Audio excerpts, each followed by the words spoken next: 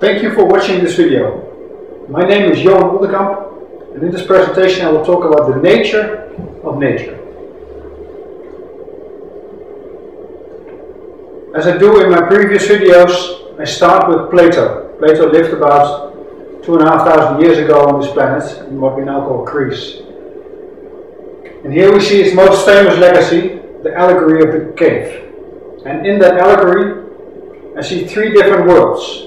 The most outer world is the shadow world. What we perceive as the reality, as the real world, are in fact shadows on a wall. They are not real by itself, they are projected, they are a reflection of something else. And the something else are the objects here. And I call that the proto-world. That is the world in front of our so-called real world. In the proto-world, everything is always flowing. Nothing can stand still. We can call that life energies or vital forces. And the fire in this allegory, the fire is a reference to the source world, the world where everything is coming from. And you can also call that God or Allah, or Brahma, or the Creator, or nature. All different words meaning the same to me. And that's the world of infinite potential. Everything is fully possible in the source world. Then we get a selection in the flow world, and that creates the shadow we conceive in our so-called real world. So in fact, those three worlds are like concentric circles. We can only see the outer circle. The two inner circles are not accessible through our senses. So you can say this is the world below, the outer world, the shadow world, and the proto world is the world above. And we've heard about the saying, as above, so below. The universities, they study the shadow worlds. They study physics, chemistry, astronomy, and so on. And that's the world on this side of the veil. Of the veil. On the other side of the veil, we find metaphysics. So we find here physics, there metaphysics, here chemistry, alchemy, astronomy, astrology. They are two sides of the same coin. But the universities only look at one side and think the other side doesn't exist, which is not true. And there's more to this, because there's also numerology, enneagram, feng shui, and much, much more. They're all about the life energies. You can call them chi, ki, prana, organ, frill, many different words, but they all refer to life energies, the dynamics in the proto world. And when we look at the source world, there we find the will of the Creator. And to summarize the will of the Creator, like Walter Russell did, is rhythmic, balanced interchange. That's what it's all about. And this whole of these three worlds, studying these three worlds in together, the relations between them, that is what is called holy science. And holy with a W and a double L. Because without it, it means full of holes. And this is, in fact, not full of holes. This has no hole inside of it. But Theo offers holy science. And it has nothing to do with the belief system of the churches, because that is based on oppressive dogmas. And we don't want any dogmas anymore. And it has nothing to do with the fantasy from the universities, because what they actually offer us is science fiction. It's not true. Holy science has nothing to do with fantasy and nothing to do with belief. And as I do in most of my presentations, I ask you to believe nothing from what I'm going to tell, because you have to do your own research in order to make sure which is true and which is not true. Universities offer us no truth, neither do the churches.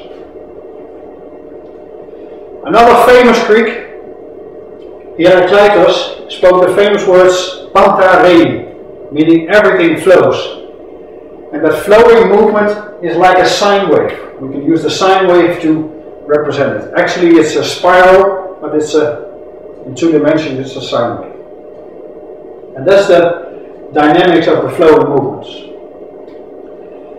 And we see that sine wave or the spiral when, for instance, water is going down, and we see a vortex. And as Walter Russell says, and many others like Victor Schauberger, all motion is spiral and all direction is curved. All natural motion and all natural direction. And in that movement, we see that it's going inwards and it's going outwards. Incoming spiral and an outgoing spiral. In, out. That's a very basic duality in the way we perceive nature. And the ingoing spiral, we can call that yin. And the outgoing is yang. When we take the perspective in the middle, then we see that water is spiraling inwards. Yeah, as I showed this one, I'll go to that later. For instance, we take this perspective and we assume that this is our bank account. Money is coming in, so that's positive because we get more money. But here money is going out. We have less money, so that's negative. So in this perspective, from the center, from the 0 point in the middle, yin is positive and yang is negative. The spiraling movement inwards comes counterclockwise, the spiraling movement outwards is clockwise. When you spiral, there's always going the same way, 2 directions. And you see here,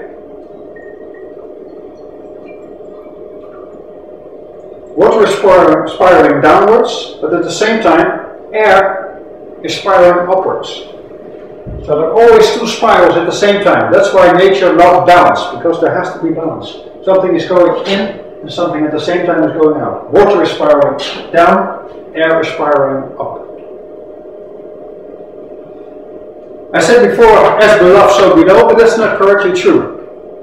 We have to say as above, so mirrored below, because there is a mirroring effect. When we put our left hand in front of the mirror, then in fact we see a right hand at the other side. We know it's the reflection of our own hand, but when you look carefully, you see this is a right hand and this is a left hand. So it's a reverse. And that happens when we have white or positive above. The reflection is negative. Yin, positive, becomes yang, negative, below, and so on. So positive, negative is reversed, yin and yang is reversed. Here we have the perspective in the middle. So we see something going inwards, we receive something which is positive, here is something going away, which is negative. We have the internal view here, in the world above, but in the world below we have the external view, and then we see that something is going inwards something, but we are not seeing what it is. We call this a black hole. So something is going into the black hole, it's disappearing, we call it negative. And here we see something coming out of something, we call this a star or a sun. Light is coming out of the sun or a star, and that is positive to us, but it's in fact the same, just our perspective is different. Here's an internal perspective, here's an external perspective. That's why yin and yang, meaning positive and negative, is reversed.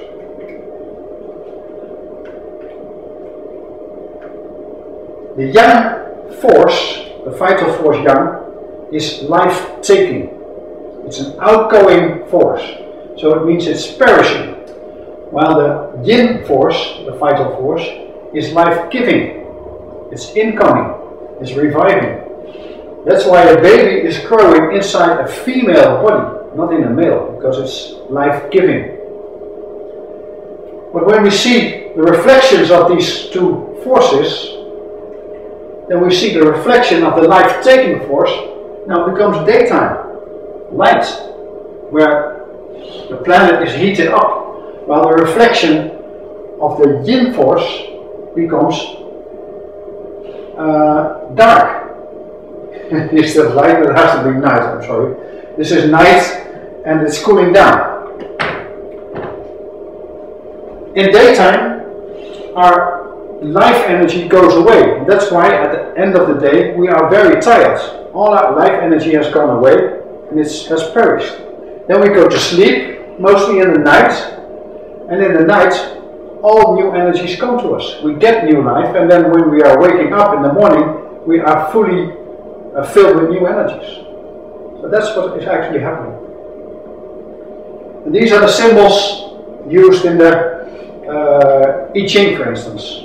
Unbroken line means yang, and a broken line means yin. So it's a dynamic. Here we see the same sine wave again. The up phase we call yang, and the down phase we call yin. This is daytime, this is nighttime. This is breathing in, this is breathing out. This is ebb, this is flood or flow. And there are many more examples. So this is all about the rhythmic balance interchange. This is the will of the Creator. That's what we see. The dynamic interchange between yin and yang. But in fact we can see four phases. Because when it's going away from the zero line, the center so to say, this is the central line. When it's going away from the central line, it's yang. Yang is going out. But from the top, it goes back to the central line. So this is going inwards, this is yin. Then we cross the central line, it's going away again from the central line. So this is again out, yang. And then from all the way down, we go back to the central line in the middle, and this is in again. So now we see yang yin, yang yin. And those are the four phases of a holy wave. I use these symbols to refer to those three worlds, those three phases of the whole of reality.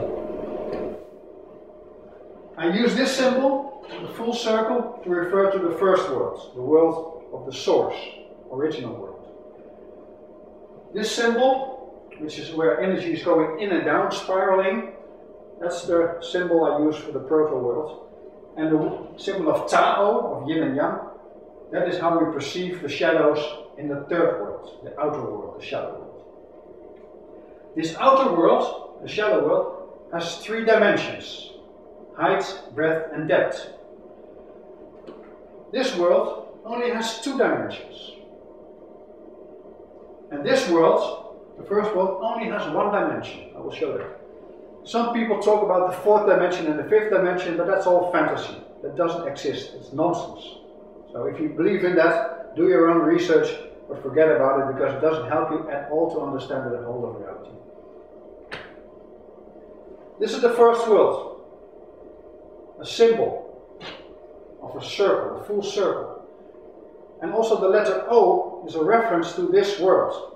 I like the O very much because it's also the first letter of my last name, but I will leave that now. It's origin. Origin starts with an O, the original world. Origo, that's Latin for origin, is starting with an O and ending with an O. So this is Origo, Origo. And I also use omni, meaning everything. Omni also starts with an O. And what about Ouroboros?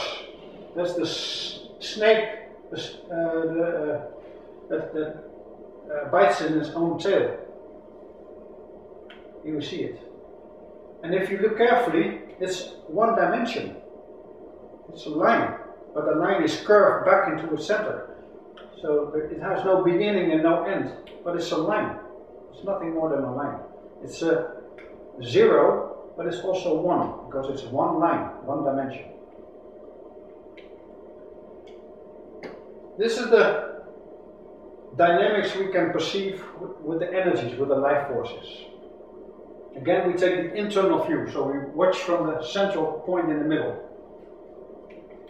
And this is a picture we see of it. It's the torus field. It goes round into the center and then round again in all directions. This is a three-dimensional picture, but in essence, it is only two dimensions. But I will show that later. Here we see only one torus field. But to be more correct, there are two torus fields on top of each other. But that's just why this is two-dimensional. There are two different source fields. There are two complementary source fields, torus fields. In a single torus, there are 4 faces. When we compare this, for instance, to a planet, then we call this the equator. This is the South Pole, that is the North Pole, and here in the middle of the planet, we find the planet's core. So the 4 faces are from the North Pole to the core, that's inside, under the surface. From the core all the way to the South Pole, still inside, so under the surface.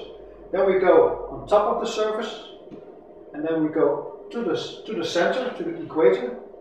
That's the 3rd phase, and the 4th phase is from the equator all the way to the North Pole. So those are the 4 phases, and those 4 phases can be given names, and that's what had been done in ancient times. The first phase from the North Pole to the core is called Earth energy. From the core to the South Pole is air energy. From the South Pole to the equator is called water energy. And from the equator to the North Pole is called fire energy. Those are the 4 energies.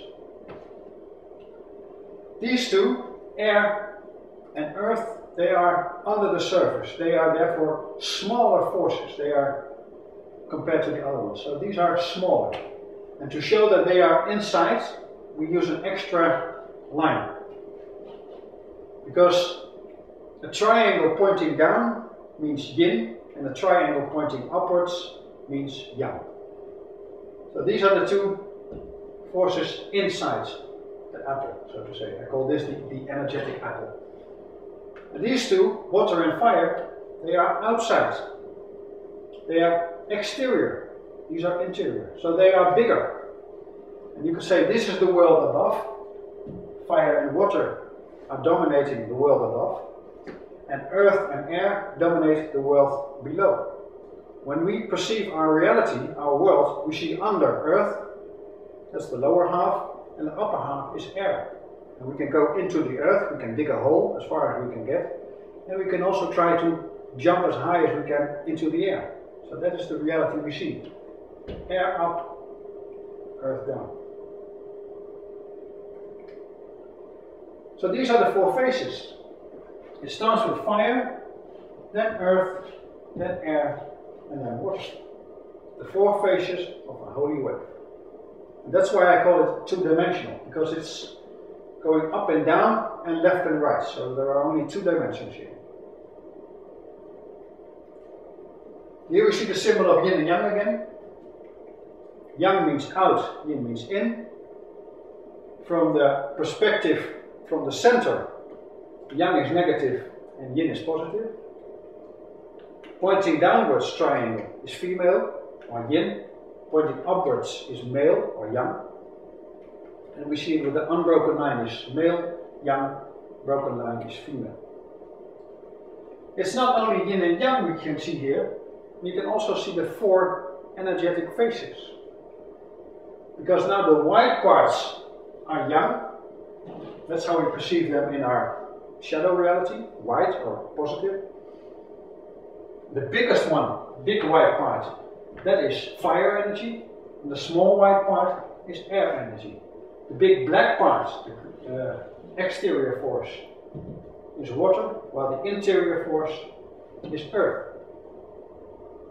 So we not only see yin and yang, we see also air, fire, water and earth. Most people know this prayer, Our Father who art in heaven, but there's another prayer, Our Mother who art in earth. You can find it in the Essene Gospel of Peace. Just Google on the internet or any search engine you want to use, you can find it. It's online. Who is our mother? I think most people know who our mother is. Our mother is the planet we live on, and I refer to that planet as Terra. And our planet, our home planet, is a reference to the energy of water.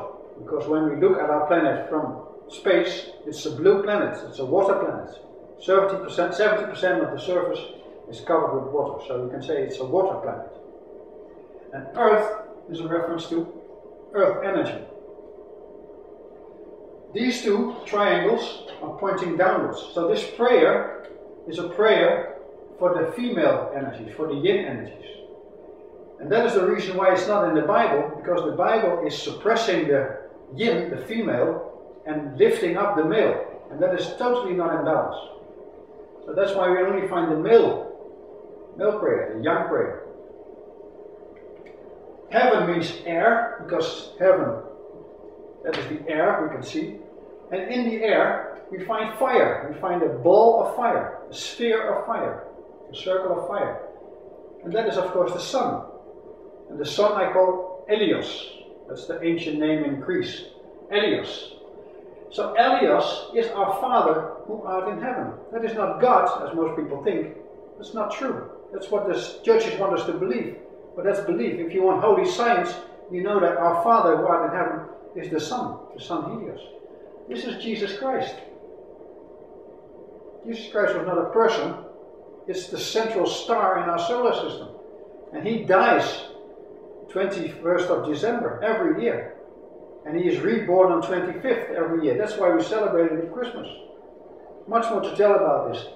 But if you still believe the fairy tales the churches want to believe you, then you better not try to study holy science, because you will not get it. When you play with a deck of cards, we see the same four energies. Earth, air, water and fire. The symbol of space is pointing upwards. It's pointing to the 0 point. So this means 1. Symbol for 1. Hearts, the symbol for 2. 2 curves coming together. And the heart is connecting 2 people. So this is the symbol for 2. Now, clubs has 3 leaves. So this is the symbol for 3. And diamonds, of course, has 4 sides. So that's the symbol for 4. This is the first phase after the 0 point, the second phase, the third phase, and the fourth phase. It's all very logical. The red ones are the female, the yin energies, and the black ones are the male energies, the yang energies. Can't be a coincidence. People who designed this must have known holy science. What do they mean? Earth energy means initiating. You see in going. So this starting, in going. Begin. Begin is also in. So earth means begin or initiating.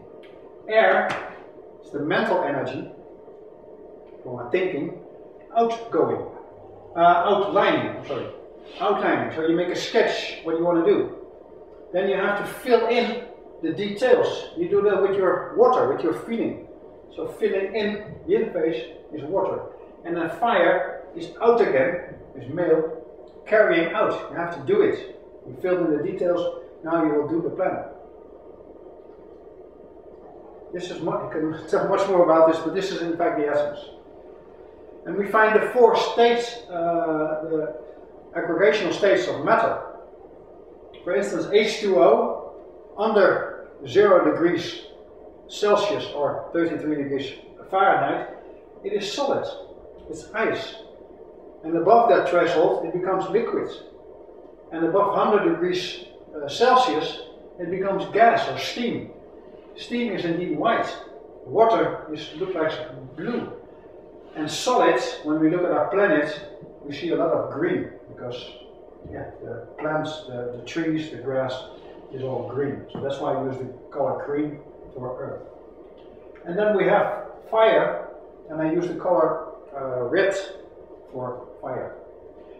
And then we talk about plasma, this ionized gas.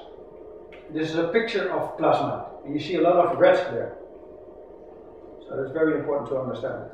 These are the 4 phases of matter.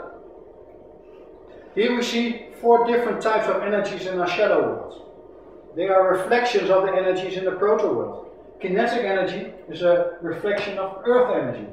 Chemical energy is a reflection of air energy. Magnetic energy is a reflection of water energy. And electric energy is a reflection of fire energy. These are 2 major forces, 2 big forces. If you study the work of the dielectric universe, you know that everything in the universe is effect of electricity and magnetism. That's all there is. And gravity doesn't play any role at all, a very small role. So these are the 2 major forces, big forces, and these are 2 smaller forces. And they play a role inside, in the interior. These are interior energies, these are exterior energies. So it all makes sense. We have a proton, which is neutral, which is Earth. We have neutron. Proton is positive, sorry, it's proton, it's positive. Neutron is neutral. Electron is air, and a photon is fire. So these are the four elementary particles. And about 96.3% of all living matter consists of these four atoms. Carbon, hydrogen, oxygen, nitrogen. And they relate to the four energies. And also the functions of our consciousness. We can think, we can feel, we can perceive, and we can act. Thinking and acting are active. And we do something. We are not passive. So these are the male energies, while feeling and perceiving are the female, the yin energies. Then we are passive. We receive. We receive what we feel and we receive what we perceive. So this is receiving. These two are the bigger forces. Thinking and feeling. They can dominate the other two. And these are inside, in our inner worlds. You could say in the proto world. It's very complicated to explain your own feelings or your own thought outcome to people. What you think and what you feel is inside. But what you perceive and what you do, your acting, is outside. That's in the shadow world. So it's more easy to communicate these two, because they are below in our shadow world. These are above in the proto world. And the four types of forces. Physics call them forces of nature, which is ridiculous because they are forces invented by scientists. But gravitational force is in fact Earth, while electromagnetic force is air, strong nuclear force is water, and the weak nuclear force is fire. Physicists try to find the one theory that integrates all. Well, this is the one theory that integrates all. This is the grand unified theory. You don't have to look any further, it's already there. And it has been there for ages. We were only looking in the wrong direction. So here we see the four energies again. Earth, air, water and fire. And we saw that they have a kind of cycle. But there is a fifth one. The fifth one is ether. And ether has to do with informing. It's informing the other four. And that's what we see here. For instance, we can inform Earth. We can put information in Earth. That's what we did with the clay tablets. We made drawings and we kind of symbols put in there. And also a record player. This is all a physical way of storing information. And there's much more. Of course, writing down and so on. All physical way. It can last very long, but it's very difficult to rewrite it because you have to erase it. Then we invented a magnetic way to store information, which is more flexible. We can, for instance, transfer the information from this record into a cassette. And when we don't like it, what is on the cassette, we can easily erase it and put new information in. Masaru Emoto shows that magnetic information, I can say it better this way. Emoto shows that water has memory. And memory means storing information. And that is being done in a magnetic way. So that means water has magnetic qualities. And that's why it can store information. Yeah, we also use the diskettes, or the floppy disks, to store magnetic information. Also discovered that we can send information through the air. When I put a radio here with an antenna, I know that the sky, the air, is filled with all kinds of information, which I can find if I have the right frequency. So the air is full of information. And fourthly, we can store information in an electric, or I can better say photoelectric way. That's what we do with the compact disc. So there are four ways to store information. Information is ether, and it can be expressed in each of these four. Here we see them again. Ether is here, air is in the middle, water is up and down, fire is up, and earth is there. These two dimensions are important. As I said before, this is the two-dimensional world, and these are the two dimensions. Dimension from intangible to tangible, the horizontal one, and the temperature dimension is vertical. The coolest one is water, the hottest one is fire. Earth is the most tangible, you can grab that. Ether is intangible, you cannot grab it in any way. It's information. How can you grab information? You can only grab information when it is stored in one of the other four. These five, you can call them forces or energies, they all give their own shadow in the three-dimensional world. When we look at the shapes, these are called the platonic shapes, or the platonic solids. Tetrahedron means four. I will show the faces here. So tetrahedron has four faces. Hexahedron has 6 faces. Hexa means 6. We can also call it a cube, but it has 6 faces. Octa means 8. Octahedron has 8 faces. Dodeca means 12, so dodecahedron has 12 faces. And icosa means 20, so this one has 20 faces. Very important when we look at the numbers, because these are in fact in first relation with each other. And the same is true here. So you see these numbers. It takes so much time to explain all this. I'm just pointing to things and you can go do your own research. And these are the energies belonging to it. So tetrahedron is a shadow of fire, while icosahedron is a shadow of water. And those are the two extremes again, because this has the least amount of faces, these has the most amount of faces.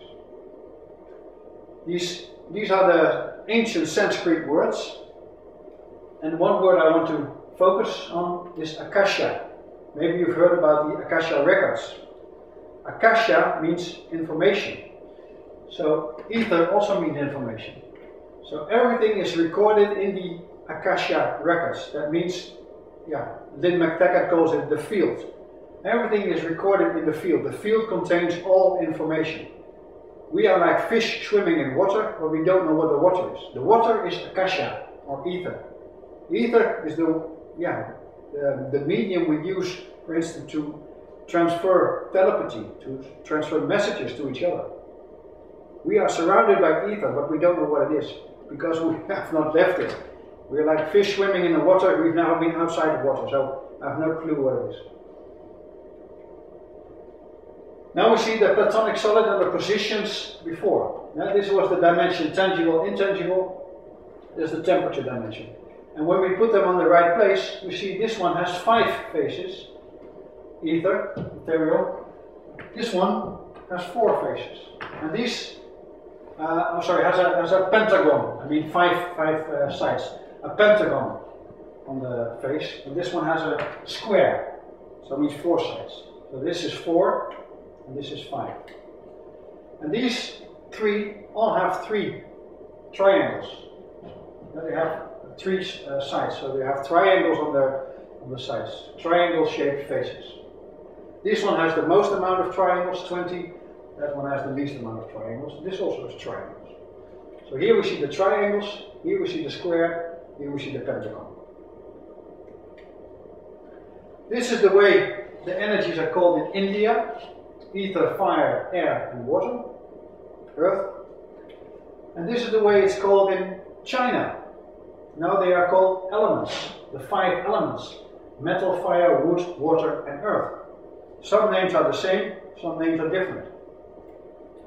Ether is about connecting, and so is metal. Metal connects. You can see the symbol as a bridge between 2 sides of the river. Metal is the bridge both sides. It's also a wire, for instance a copper wire. We use a copper wire to send messages, first the telegraph, later the telephone. But now we think it's very normal from cord to cordless communication, or wireless communication. So this is about connecting or communicating. Air wants to expand. When there is a high pressure area, the air wants to go to the low pressure area. So it wants to expand as far as it can. And the same does wood. In spring we see that wood is expanding everywhere it can. It's growing in all directions. So this is expanding, this is expanding. But these are elements. We can grab them. They are, so to say, earth energies. So they're all very tangible.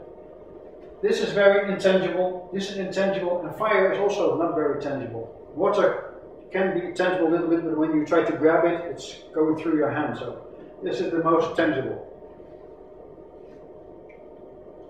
And they have two different relations, these 5 elements or energies.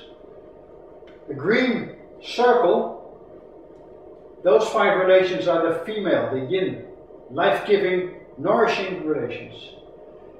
And the red lines of the pentagram, they represent the life-taking, controlling, negative yang energies.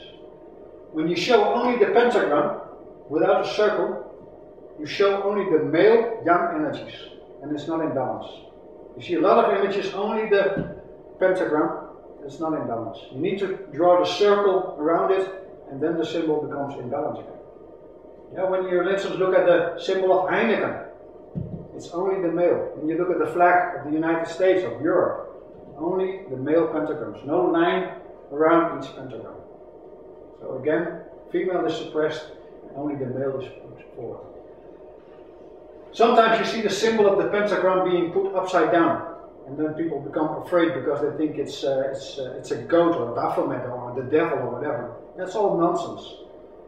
This is just expression of how energies interact, how they play together. You don't have to be afraid of it. If you are afraid, then you are ignorant. Fire, when fire has been, the remainings of fire is ashes, and ashes is feeding for earth. It's feeding earth. Earth is feeding metals. For instance, the minerals are growing inside of earth. Metal is feeding water. When it's very hot, we see water condensing on metal surfaces. Water is feeding wood. If you don't give your plants water, they will die. And wood, of course, is feeding fire. If you want to make the fire last longer, you have to throw in wood once in a while. So these are the feeding relationship. They are positive. The negative ones, they control, they make it less. Fire controls metal. When you heat metal, you can change the shape. With a metal axe, you can cut down a wooden tree, and you have less tree.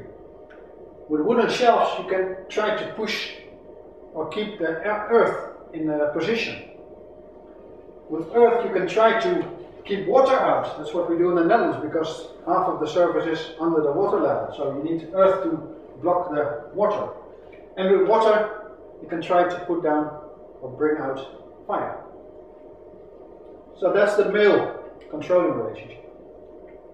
When we see how we have used these dynamics, and we see, for instance, that in what we call healthcare, we use pharmaceuticals, chemical substances, to suppress physical symptoms. That's not healthcare, that's chemical care. But in fact, you reduce your health, you destroy your health by using chemicals. So this is red line. It's negative. So if you're really sick, try to do your own research, but don't go to the criminals with a white jacket on. The way we create electricity, for instance. When we have a bicycle and a dynamo is attached to the wheel, then we use our own kinetic energy, we cycle. Inside the dynamo there are magnetic fields. Those magnetic fields, they start turning, and when those magnetic fields are turned, then they create electric current. So it's this red arrow and that red arrow. So people think that when we use windmills, that it's green current or natural current. It's not true, because chemicals is the same as air, or wood air is the same. So air makes the windmills go round and round and round. They make the magnetic fields turn inside, and so current is created. When we use our combustion engines for our cars or our rockets we send into space, we use chemical explosions, creating kinetic energy. So, to make a long story not longer, we use only the red arrows. It is now it's time to rediscover the green arrows to start playing with that kind of energy. And when we do that, then we create free energy, because it gives more and more and more energy. The red arrows give us less and less and less energy. That's why we now have an energy crisis. We use the red arrows for too long. Now we start reinventing the green ones, and we create more energy. The energy crisis will be over before we know it. This is the pyramid of Maslow. We call it the hierarchy of needs. At the lowest level, we have the bodily functions. Our body needs food, nutritious ingredients, needs air, all kinds of bodily needs we have. And when we have all those needs fulfilled, then we can exist. Our systems is there. On top of that, we need resources. Because if our bodily functions are limited, then we have no physical freedom. But if we have not enough resources, then we don't have enough operational freedom. We cannot go wherever we want to go. Then we are limited in our money or in our supplies. So those are the resources, and we want to protect those resources. On the third level, we have social needs, because we want to belong to other people. We want to have social relationships, loving relationships, caring relationships. We want to connect to our family and loved ones. Those are also needs. And when those needs are not met, then we have not enough emotional freedom, and we are blocked at that level. When we can grow up to here, then we arrive at this level, and then we suddenly have needs for being respected, or to respect other people. It's about esteem, self-esteem. And when we are blocked here, then we are confronted with lack of intellectual freedom. And on top of that, Maslow called it self-actualization.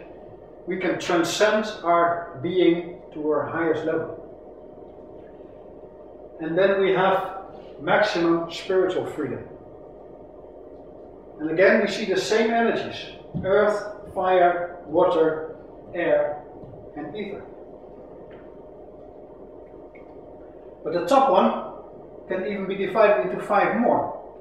Because at the lowest one of our spiritual freedom, we have our culture. And the culture is about values. What is valuable to us?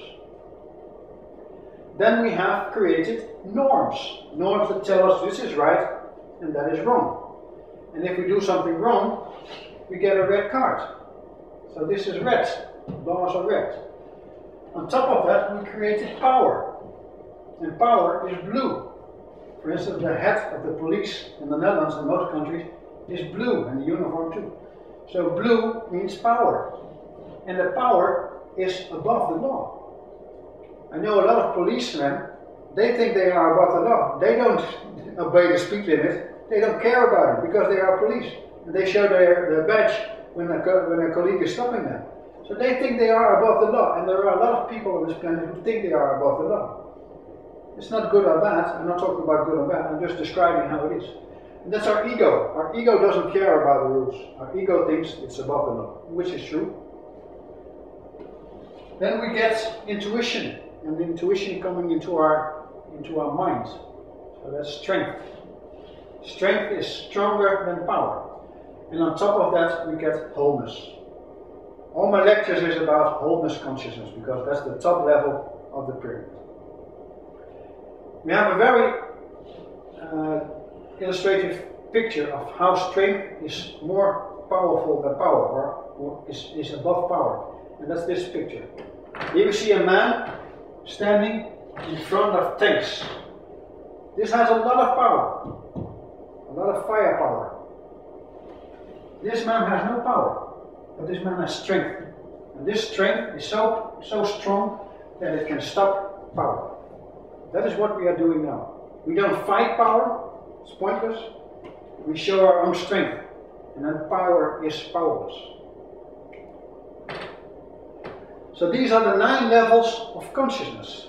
In my previous presentations I talk a lot about it. It starts with existence consciousness, then instinct, feeling, reasoning, values, norms, power, strength, and on top we find wholeness. This is how everything was created on this planet.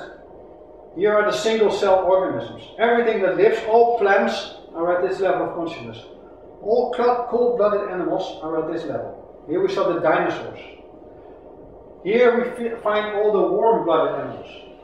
All the mammals are here. Here we find human beings at the fourth level. Some of them are able to reason. Not all of them I discovered. So reasoning is a capacity for human beings if they are not polluted their brains with all kinds of nonsense.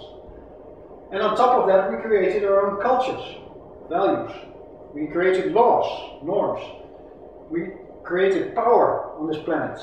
People who think they are above the law and they try to control the whole planet. But now we are growing up to an even higher level, going into our own strength. And by doing so, we arrive at the highest level, the level of wholeness consciousness. And that is exactly what we see at the pyramid of Kukulkan, some call it the temple of Kukulkan. We see 9 levels. These are the 9 levels of consciousness.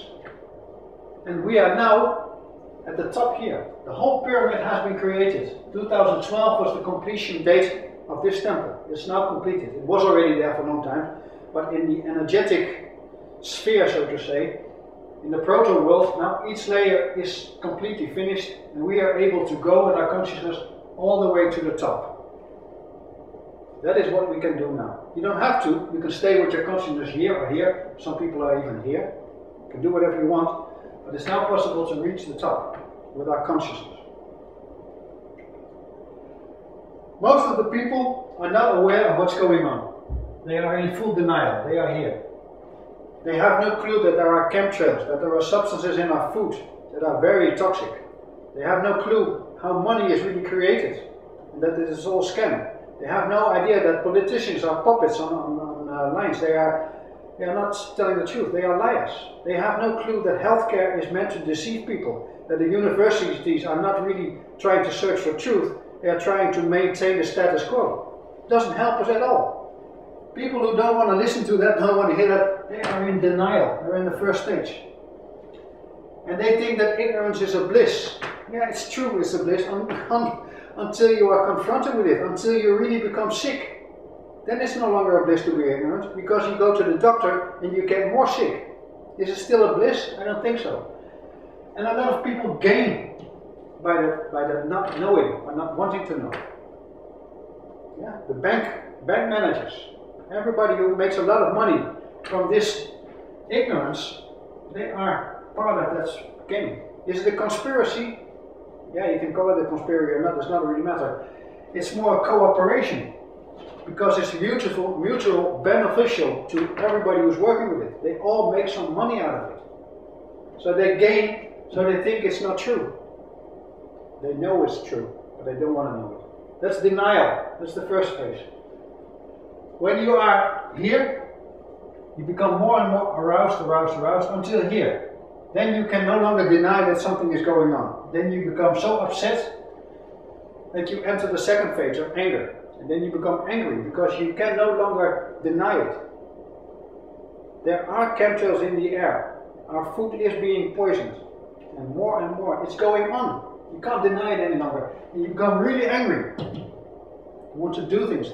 When I saw this, I was so angry. I'm a martial artist. I want to use that skill to make a change, which is not really sensible. But you become angry. Second phase. You should not stay angry. For instance, if you look at the videos from Alex Jones, for instance, he is here. It's okay, but you shouldn't stay angry for long. One moment you should go out of it, and then you arrive at the third stage. And you start to bargain, you start to find solutions, which are not really easy to find. But you try at least, you try to make a difference. But you go down and down and down because you're not making any progress at all. It's not possible to solve it within the system. The system cannot help you. The system is meant to die. So within the system there are no solutions. And then you arrive here. You become depressed because you tried everything you could, but you all went down further and further. And you reach a certain depression and say, what can I do? I cannot make a difference. And you've gone down and down, all the way rock bottom. You hit rock bottom. But then you will climb up again. And the depression will end when you fully accept the situation as it is. And when you accept, you arrive at the fifth phase. And then you are aware, and aware means prepare. Prepare for what is coming. When you know the situation, when you accept the situation, you know you have to prepare for what is coming.